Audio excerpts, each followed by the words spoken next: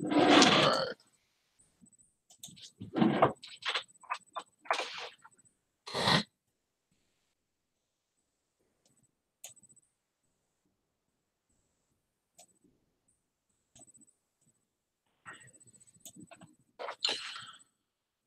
right, my beautiful people, man. This is a ERG Nat Candy. What's going on? Good morning to you, man. The New Black Wall Street Book Club. We're gonna be reading through the book, Think and Grow Rich, a Black Choice. I've just decided I want to be consistent with sharing this journey with you guys.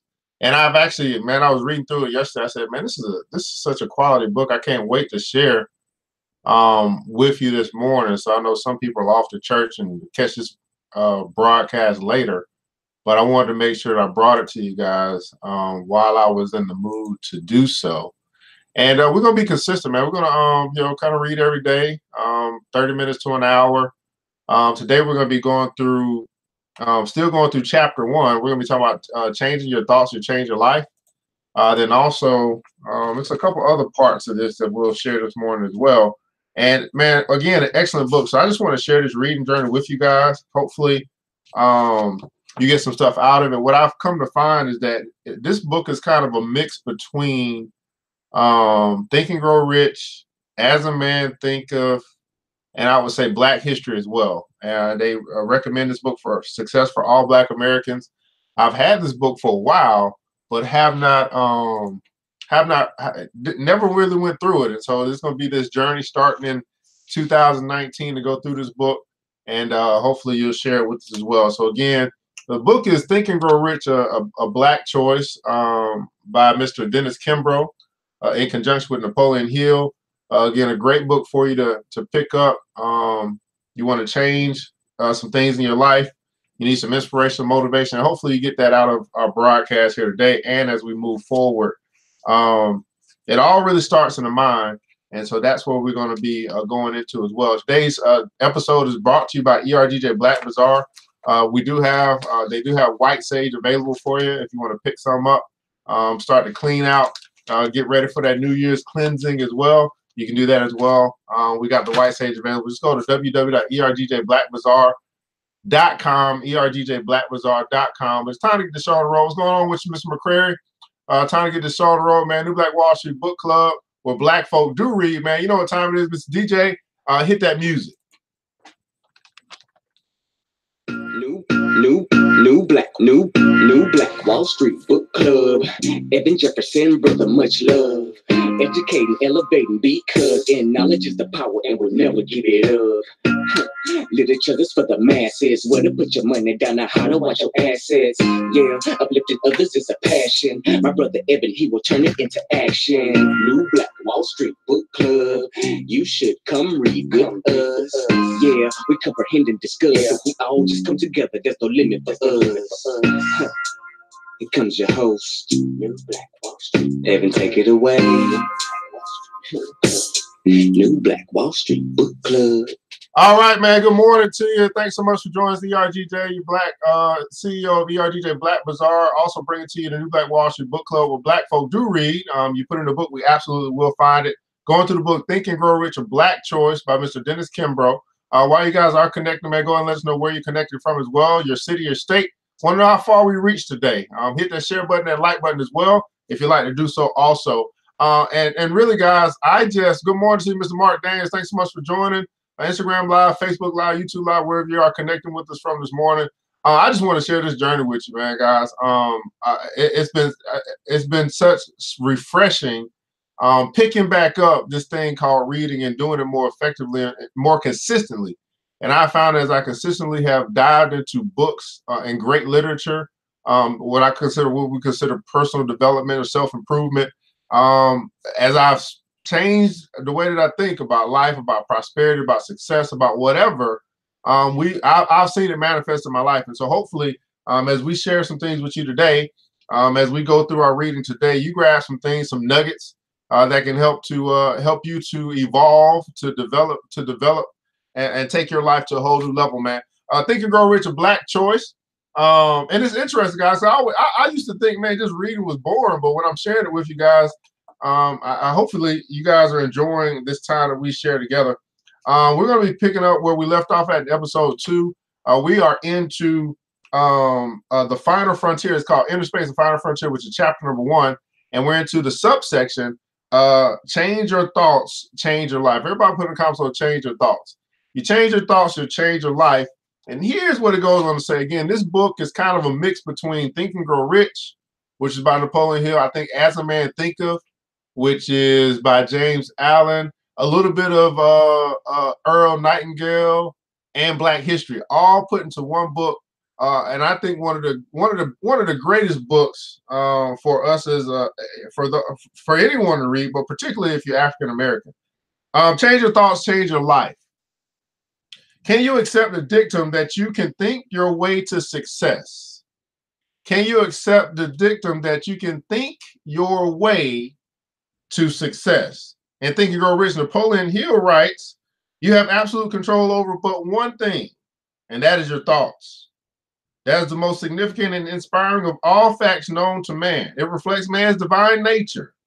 That this divine prerogative is the sole means by which you may control your own destiny. Everybody put in the comments below control. You control your own destiny by your thoughts. If you fail to control your own mind, you may be sure you control nothing else. If you must be careless with your possessions, let it be in connection with material things. Your mind is your spiritual real estate. Protect and use it with the care to which divine royalty is entitled. You were given a willpower for this purpose. How many guys, they call it, what do they call it? Drifting. You find in your life that your thoughts have drifted beyond where you may have thought it would go. And you find that the results of those thoughts drifting have a connection to the results that you have in your life. You control your mind. You stay in control of your mind. You always be in control of your life. And I don't know about everybody else, but I've been out of control of my life at one point in time. And as a matter of fact, I think I go through ups and downs or highs and lows of being in control, being out of control. So this is why I think consistent reading and always reinforcements. That's what I would call always reinforcing what I know to be true through reading. And some people obviously do it through going to church and reading the Bible. Still, that's reading. They're reinforcing truths or principles for them to follow in their life. And so it's a consistent thing. And so this year, I'm gonna do my best to be consistent to bring it to you guys. So for those that have not found these good quality books, as I've done coaching, as I've done counseling, I found that 30, 40 years old still have not come across some of these great pieces of literature that can help you take control of your life. The power of thought, depending on how it is used, is most dangerous and most beneficial force available to man. Through this power, man has built great empires and civilization. Through the same power, other men have trampled down these empires like so many insignificant pieces of clay. By its application, man rises to seize his opportunity, and through neglect or misuse of this same power, man has turned his back on opportunity, becoming a puppet of his environment and slave to his circumstances. Every creation of man, whether it be good or bad, is created first in a pattern of thought. All ideas, all plans, and all purposes are created in thought. As man searches all their lives for worldly riches, they fail to realize that this source of all they would ever desire is already within their reach and under their control, awaiting only their recognition and use. Your only requirement for a productive, fulfilled life lies within the storehouse of your mind. If you will change your thinking, you will change your life. If you'll change your thinking, you will change your life. From ancient times, sages and seers have tried to understand the thought process and how it works. They sought to direct the mind through the spiritual disciplines of prayer, meditation, and psychic control. Sincere and dedicated spiritual researchers were impelled to communicate to others what they had learned about infinite intelligence, the way to work with one's mind and emotions to attain desired ends. Unfortunately, these efforts fell short. For one good reason, they failed to apply the complete process that directs the creative subconscious. Throughout all of history, The great wise men, teachers, philosophers, and prophets have disagreed with each other on many different things, but on this one point, they're in complete and unanimous agreement. You are the sum total of your thoughts. Everybody put in comments below, I'm the total of my thoughts. You're the sum total of your thoughts. So what have you been thinking about? What have you been thinking about? You are the sum total of your thoughts. Now, this morning I was listening to something and it said that you could take an hour, of a day or whatever to get into meditation, to go into prayer, to have that 1 hour of dedicated time to get your mind right. But it was saying that, well, that's only 1 hour. I said, what about the other 23 hours of the day? So although we may take that 1 hour or we may take that one day to get our mind right, what are we doing with the other days and the other hours? Because it's the sum total. So that's really a small portion of your day or your week or whatever, if we're not really looking at all of our day. When it gets busy, what is controlling our mind? What's the sum total? The sum total of your thoughts. A man's life is what his thoughts make of it, said the Roman Empire philosopher Marcus Aurelius. A man's life is what his thoughts make of it. The British writer and Prime Minister Benjamin Disraeli wrote, everything comes if a man will only wait. I brought myself by long meditation to the conviction that a human being with a settled purpose must accomplish it, and that nothing can resist a will that will stake at even existence for its fulfillment. The 19th century American essayist and poet Ralph Waldo Emerson added, a man is what he thinks about all day long. A man is what he thinks about all day long. Now, there are some people that think about, smoking weed all day long. Think about drinking alcohol all day long. Think about having sex all day long. Now, some people think about building business and owning that house all day long. So what is it? The sum total, as hopefully you got your journal, by the way, and you're starting to write down some things and really trying to pinpoint where you are and where you want to be and what's really going on in your mind as you capture it or you point it out or you really recognize. What is it that you think about all day long? Now, we get inspired by some things and those things take over our thoughts and we begin to think about those things all day long. And sometimes it might not be inspiration, and sometimes it could be frustration. It could be a distraction, whatever it is. But what is it currently in this state that you are in, as you are watching this at whatever point in time you're watching in life, do you think about all day long? Shakespeare wrote, there is nothing either good or bad, but thinking makes it so. What's going on, Mr. Cole? How are you? Harvard psychologist William James said in one of his emotional charged lectures, the greatest discovery of my generation is that human beings can alter their lives by altering their attitudes of mind. We only need to act as if the thing in question were real, and it will become infallibly real by growing in such a connection in our life that it will become real. James further concluded that if you only care enough for a result, you will almost certainly obtain it. If you wish to be rich, you will be rich. If you wish to be learned, you will be learned. If you wish to be good, you will be good. And Ayn Rand, author and philosopher, emphasized wealth is the product of a man's capacity to think. Wealth is the product of a man's capacity to think. Man's essential characteristic is a rational faculty. His mind is his basic means of survival. His only means of obtaining that which he desires. Life for each of us is exactly as we construe it to be, according to the mental law under which we labor. All notions of theology or metaphysics are, for each of us, exactly as we sense them to be. For ideas that take root in our minds determine the scope and limitations of our well-being. This is the basis for the astonishing law of prosperity and success. Simply stated in 3 words, believe and succeed. Everybody put that in comments below. Believe and succeed. So as we journey along, man, this is going to be I think this is going to continue to come up. Believe and succeed. You get this whole book, that's really what it's going to come down to, believing and succeeding. But again, we're talking about reinforcements today. Thinking along similar lines, Shakespeare put it this way. Our doubts are traitors and make us lose the good we oft might win by fearing to attempt.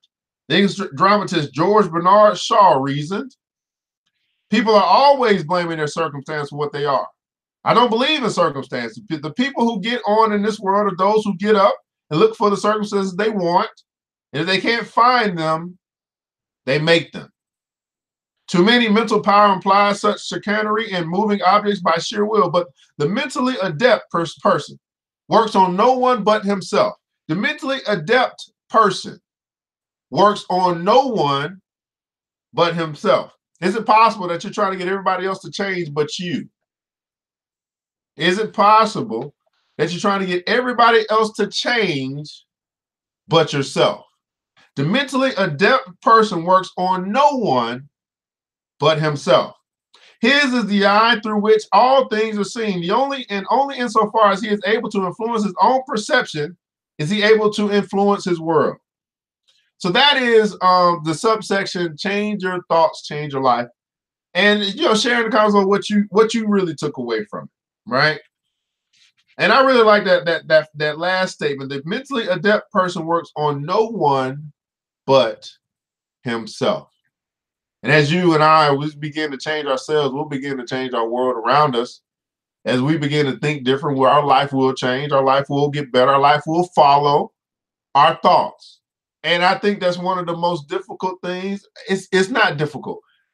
It's challenging. One of the most challenging things is to take control of our thoughts, and especially as we get older, because we've had so many dominant thoughts in our life, so many seeds that have been planted and taken root in our heart, that these are thoughts that are dominant. My question has been, how do I really change the way that I think? If I've been thinking this way for 10, 15, 20 years, right? However long it's been, how do I really change the way that I think? Next section, in spite of the handicaps.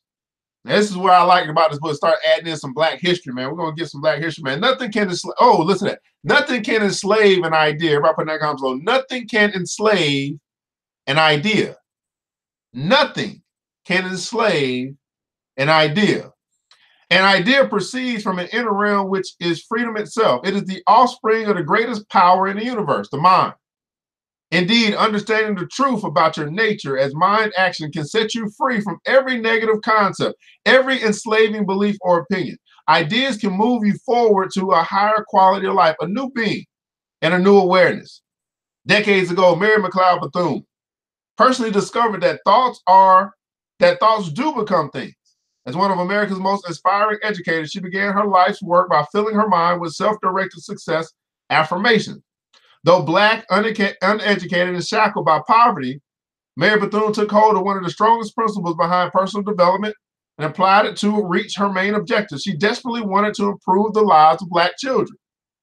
There is hardly a reader, said Mary Bethune, who will not be able to recall the early life of at least one man or woman whose childhood was spent in poverty and who in their youth expressed a firm desire to secure a higher education. Mary Bethune was one of 17 children born to slave parents in a tiny cabin on a cotton farm near Maysville, South Carolina. When she was 11 years old, the Board of Missions of the Presbyterian Church opened a school near her hometown. Ecstatically, she was one of the first children to attend, walking nearly 10 miles each day, lured by the promise of a quality education.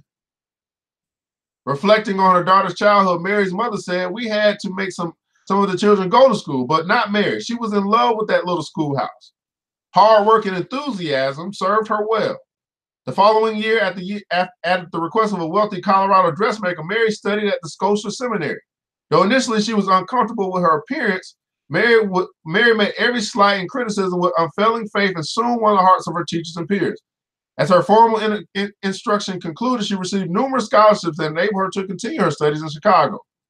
At the end of a 2-year term at the Moody Bible Institute, Mary hoped to see the fulfillment of a long-cherished dream to teach as a missionary in Africa. But bitter disappointment awaited her. She was told by the Presbyterian Board of Missions that because of her race, she need not apply, and was commissioned instead to Sumter, South Carolina, and later to Daytona, Florida. That setback would have ruined many a man, but not Mary. At that very instant, fate was measuring her to play a larger role. Mary arrived in Daytona with less than $2. She looked at her, she looked at her at the shambles of the Black community. She looked about her at the shambles of the Black community. She saw a great need for someone to inspire her people. A desire had caught hold of her. She believed there's something infinitely better than making a living. It is making a noble life. There's something infinitely better than making a living. It is making a noble life. Undeterred by her limited means, she knew that ideas were power. Everybody put it down. So ideas are power. She knew that ideas were power. She immediately made plans to build a school, complete with books, desks, and supplies. But without money, it would not be easy. Ever resourceful, Mary met the task head on. In order to raise the necessary funds to complete her mission, she worked unceasingly day and night and saved every dime. She lived on pennies a day while she baked pies and cakes and sold them to the streets of Daytona. If there was ever a time when a Negro needed a boost, it is now, she told her friends. In short order, she overcame all obstacles. At last, her dream was fulfilled. The school she had hoped to establish for poor Black children was complete. In the fall of 1904, in a tiny room schoolhouse, a beaming Mary Bethune, its only teacher, opened its doors and rang the school bell for the first time. 5 little children stepped inside. And the Daytona Education and Industrial Training School, as it was named, was founded. Later, this school became Bethune-Cookman College. And Mary Bethune transformed a world of ignorance and poverty into one of success, self-respect, and achievement for thousands of Black men and women. Mary Bethune taught that the highest accomplishments are noble manhood and womanhood. That achievement of true integrity and well-rounded character is in itself success. Before her death in 1955, she was an advisor to several U.S. presidents and a counselor to all who would listen. Mary Bethune's vision was part of an ongoing universal movement of thought power, which anyone can grasp and use. It is only a matter of having a desire coupled with the right mental attitude and applying these powers to good use in your life. So having the desire coupled with the right mental attitude and applying these powers to good use in your life. By focusing on her goal, so she had a goal, and assuming full responsibility for her thoughts, taking full responsibility to how she thinks. Mary Bethune overcame setback and defeat and brought about an astonishing triumph in her affairs. Her rise to prominence is proof that if one has mental power, one can succeed without any other qualities. Conscious power, wrote James Lowell, a 19th century American poet, exists within the mind of everyone. Sometimes its existence is unrealized, but it is there.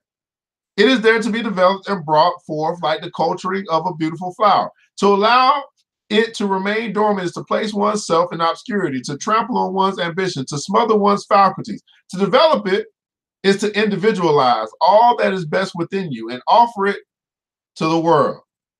Thoughts and ideas are living things. They produce results that can have powerful long-term effects on your life and well-being. If you're not all that you would be, begin a thorough mental inventory. Everybody put down on mental inventory. If you're not all that you would be, begin a thorough mental inventory to find whether your thoughts and feelings are aligned with your desires. Now, I don't know about you, but this right here, this is inside work. This is the inner space, the final frontier. If you're not all that you would be, begin a thorough mental inventory to find whether your thoughts and feelings are aligned with your desires. Now you can say, oh, you want this thing, you desire to have this thing, but you think a whole lot different. You know, you have this I don't know, utopia, this space that you would love to be, you hope to be, you wish to be. But if you think about what you think about, you do a mental inventory, you recognize that you don't think anything like none of your thoughts go towards where you say you want to be. That could be a problem, right? So a mental inventory. Yeah, I like that. Nat Cannon said, I like that. Thorough mental inventory, a powerful process. How many guys, has anybody ever heard of that or done that before? Matter of fact, by the way, how's the lighting, by the way? I changed the light a little bit because it was too bright. But anyway, that concept, a thorough mental inventory, to dissect what you think about and then determine if your thoughts are aligned with your desires. You know, they can be different. You can desire one thing, but you can think a whole nother thing and do a whole nother thing. But you still have your desires over here. It's like the one day it's a one day syndrome. One day I'll be here. One day I'll get there. But never really making any progress towards that desire because of the thoughts that you have every day. Every day I think this, but one day I'll be this. Right?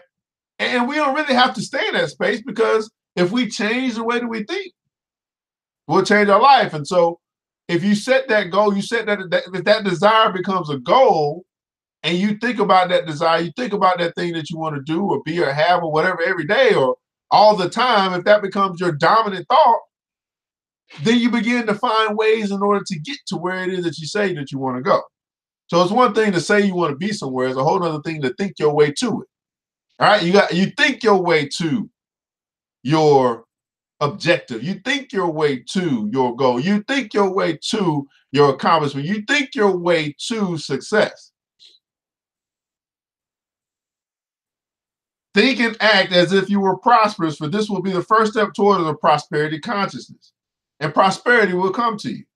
Think and act as if you were healthy, for this will be the first step towards a healthy consciousness, and health will come to you. Think and act as if you are poor, and poverty will rule your day. It is up to each of us individually to make the decisions as to what our thoughts will bring. It is up to each of us individually to make decisions as to what our thoughts will bring. Now, here's the thing. Here's the cool thing about this.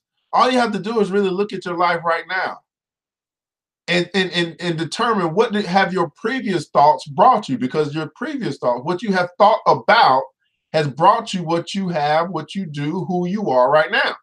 And if you don't like it, well, here's the cool thing. You can change your future. You can change direction and just begin to change. And so this is one of the main reasons why I'm gonna do this.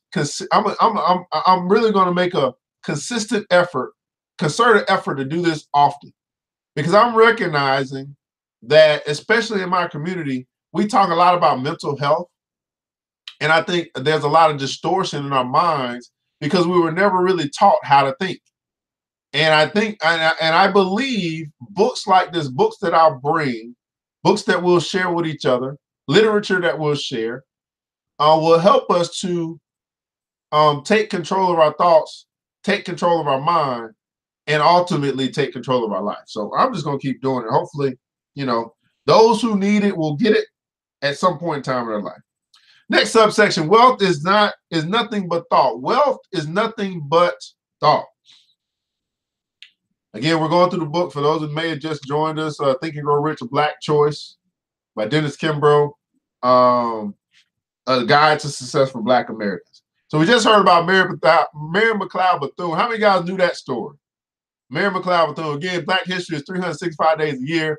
So we're going to be getting some of that in this book as well. Mary McLeod Bethune, 1904, right? In poverty, but thought her way to success, reached her goal, built the school. This is 100 years ago. You know what I'm saying?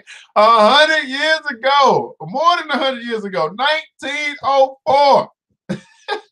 And we got to get back into learning our history. And I'm glad that a book like this exists, where it share with us some of the history along with concepts that we can learn from.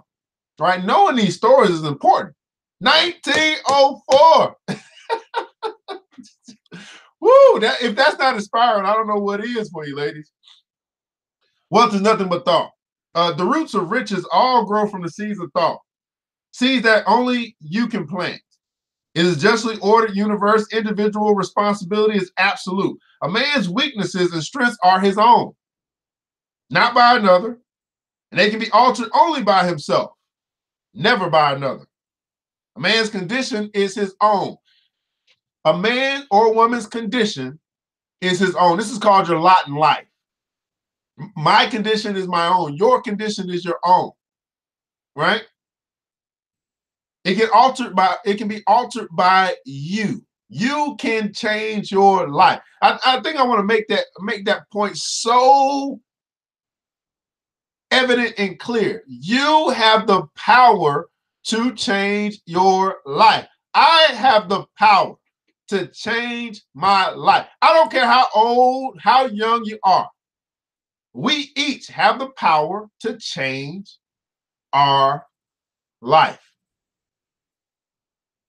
His suffering as his happiness evolves from within. As he thinks, so is he. As he continues to think, so he remains. So as you think, so are you. As you continue to think, so you shall remain. But as you change the way you think, so shall you change. As a reader of this book, I believe you have the human urge for better things in life, a common desire of all people. You desire economic security. You may desire an outlet for your talents in order that you might enjoy creating your own riches. Some, however, seek an easy way to wealth, hoping to find it without rendering anything in return. Unfortunately, that too is a common desire, but it is a desire I shall hope to modify for your benefit. From experience, I've learned that there is no such thing as something for nothing. Nature frowns on bargains. You must give an equivalent value for the object of your desire. You must give an equivalent value for the object of your desire. There's only one sure way to riches, and hopefully you have found that path before you complete this text. Let it be known at the outset that when I speak of riches, I have in mind all riches, not merely those represented by bank balances and material possessions. I have in mind the riches of liberty and freedom, which as Americans you enjoy more than any other people outside these distant shores. When I speak of riches, I refer to the abundant life, which is available to all people of these United States, regardless of race and gender, and obtainable with a minimum amount of effort.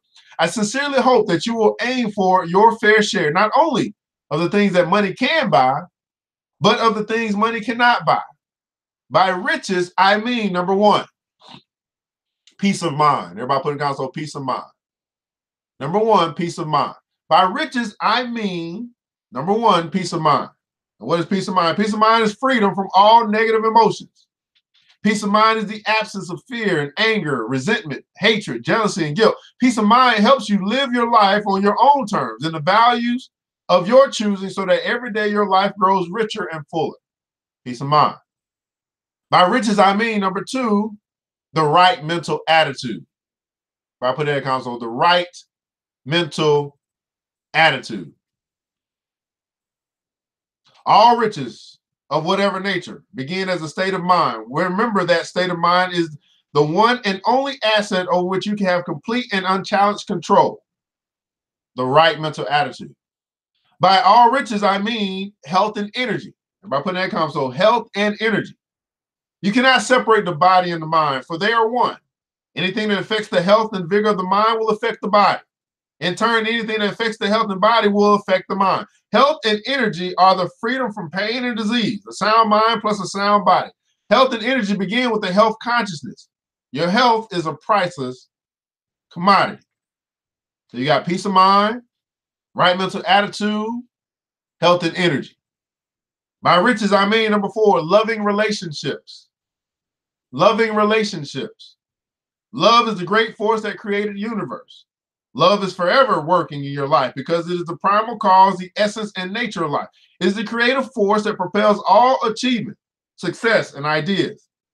Love is the foundation of the golden rule, do unto others as you would have do unto you. Love and affection constitute the finest remedies for the soul. You can always judge the quality of your life by the number of loving relationships you have entered into. You can always judge the quality of your life by the number of loving relationships you have entered into. By all riches, I mean, number five, financial freedom. Financial freedom.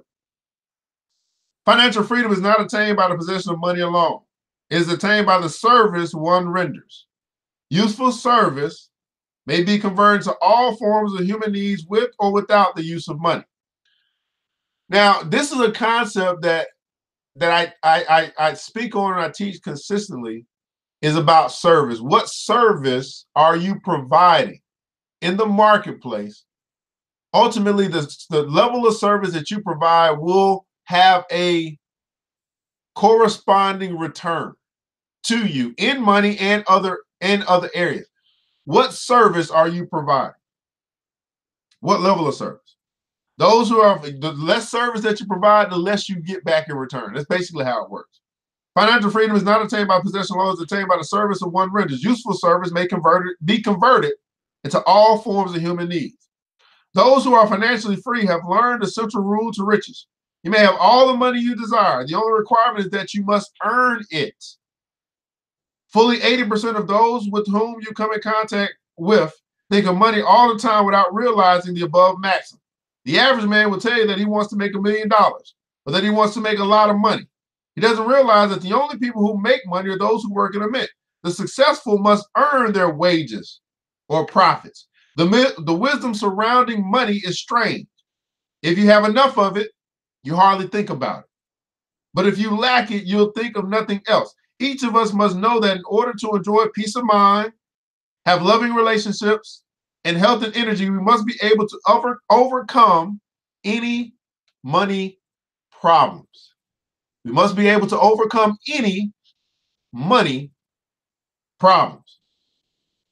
By riches, I mean, number 6, worthy goals and ideals. Worthy goals and ideals. The greatest of all forms of happiness comes as the result of hope and achievement of some yet unattained desire. The German psychiatrist Viktor Frankl called this state of mind a feeling of meaning and purpose. It is a sense that your life has direction. Poor is the person who cannot look to the future with the hope that he will become the person he was meant to be, or with the belief that he will reach his objective. Think about that for a second. Poor is the person who cannot look to the future with the hope that he will become the person he was meant to be, or with the belief that he will reach his objective. Either you look in the future and say, man, here's who I want to be, or you look in the future and say, here's what I want to acquire. It says poor is the person who can't do that, who can't look into the future with hope to become who he wants to become, or with hope to get what he wants to get. That requires, obviously, having some type of desire. By rich, I mean, number 7, sense of personal fulfillment. A sense of personal fulfillment. Only the man or woman who has found his true self can know himself, find his own best talent, and achieve his own high success. So, in stating and talking about wealth and talking about having all riches, the abundant life, he mentions 7 different areas: peace of mind, right mental attitude, health and energy, loving relationships, financial freedom, worthy goals and ideals, and a sense of personal fulfillment. Now, I'm telling you, I focus on. Matter of fact, in the comments below, now you don't have to share this with me, but I want you to think about those 7 areas: peace of mind, right mental attitude, health and energy, loving relationships, financial freedom, worthy goals and ideals, a sense of personal fulfillment. And in your journal, in your notes, kind of look at those areas and figure out, man, where is it that you really need to focus on? Where is it that you may be lacking? You're like, man, when it comes to peace of mind, I don't have a peace of mind, or the right mental attitude, I'm still working on that. Right? And I think for me, let me see here. What's the biggest one for me? I think all are big, aren't they? I don't know. I can't necessarily pick out one. I think all of them go hand in hand. Peace of mind, right mental attitude, I'm still working on that. Health and energy. I got the energy, but the health thing I've been thinking about lately. As I get older, I've been thinking about that health thing. I've been like, man, I'm changing my diet. I'm drinking more water. Right? Loving relationships. I could always have more of those, more friends, more people to call upon, to depend on. Financial freedom, still working on that. Worthy goal. I think I got some pretty good worthy goals and ideas. I think I'm good there. Sense of personal fulfillment. That's interesting too. We could really break those down. Right? We can really break those down because those could be talked about often, right? You at one point in time you can be fulfilled, and the next day you're not. And it's this thing called life, right? Our automated society has come to expect path-breaking technological advances as routine and mundane. For instance, the transformation of the computer into a commodity appliance has liberated mankind from the tedious tasks of the past. Through this simplified machine, man has lengthened his life and improved its quality. The 20th century has seen the world grow smaller but more efficient through an intricate web of microchips, thread-like wires, and lasers housed in a small metal box. How was this brought about? Easy. It existed in the mind first. Yes, it's true. Whatever the mind of man can conceive and believe, it can achieve. The mind is the first cause. Everybody put that cause. The mind is the first cause. When you come to grips with the enormous power at your disposal and earnestly put it to work, not only will you have dominion over this earth, as is your divine charge, but you will reach new heights and possibilities. This power, your inner spark, comes as standard equipment, but it must be fanned into a flame of white heat intensity before the mental processes will be transformed into physical manifestation. Success is not a product of fate, chance, or luck. It is a result of a burning desire that knows not defeat. Success is not a product of fate, chance, or luck. It is the result of a burning desire that knows not defeat. That knows not defeat. So those are 3 sections we wanted to cover today. I don't want to take up too much of your time. I think we got plenty to chew on. Of course, you can watch this over if you like, and share and like and all that good stuff. We went through, again, we're going through the book of Think and Grow Rich, A Black Choice by Dennis Kimbro, a success guide for all Black Americans. A book that I believe is a mix between a lot of the great books that are out there already. Think and Grow Rich, As a Man Thinketh, Earl Nightingale's book, and some little bit of Black history. Talking about changing your thoughts and changing your life. Talking about Mary Bethel McClure, who succeeded in spite of her handicaps. And we also just talked about as well, wealth is nothing but thought, the 7 key areas of the abundant life. And so hopefully you got something out of today. You got your journal. If not, you pick a journal up. We got a few left. We sold quite a few yesterday. We do have a few journals left at ergjblackbazaar.com. That's our store that you can pick stuff up as well. We share with you the White Sage as well. But what did you get out of today?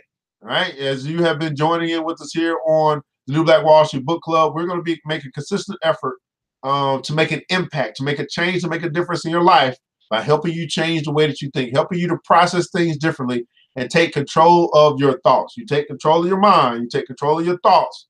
You change all that, you'll change everything else in your life. You change your thoughts on health, you'll change the health in your life. You change your thoughts on money, you'll change the money in your life. You change your thoughts on success, you'll change your thoughts, your success in life.